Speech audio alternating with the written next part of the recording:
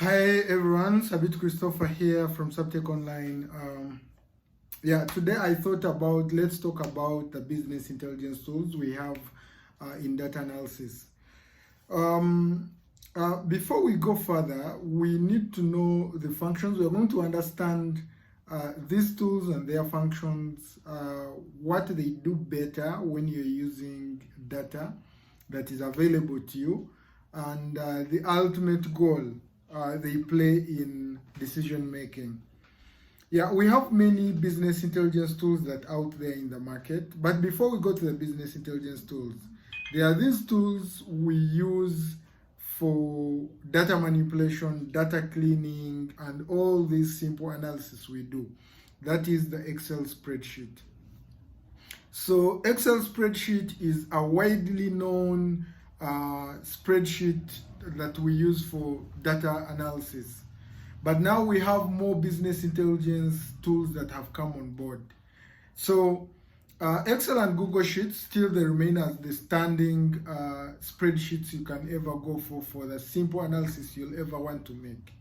Then when you have much data or big data to deal with, that's when we start thinking about the intelligence tools.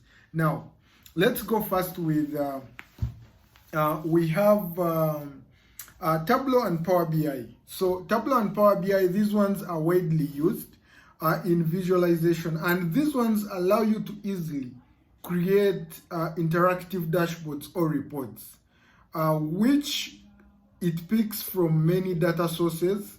I can say Tableau and Power BI, they pick from an average of around 200 data sources or 200 connectors.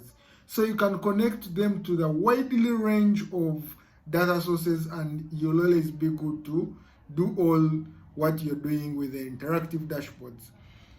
But also, this is not limited to other tools we have. We have Qlik Sense and QlikView. So Qlik Sense and QlikView, these both of them are designed for data discovery, and they are used to explore data through interactive visualizations. And these ones are used widely with big companies geared for business users. Then another popular tool I can say is Looker Studio. Looker Studio is one of the tools that has been widely used by the Google users. Anyone who uses Google Sheets, you should be knowing about Google Data Studio. If you don't, then please go and read about it. We have videos, I will include them here in the description below.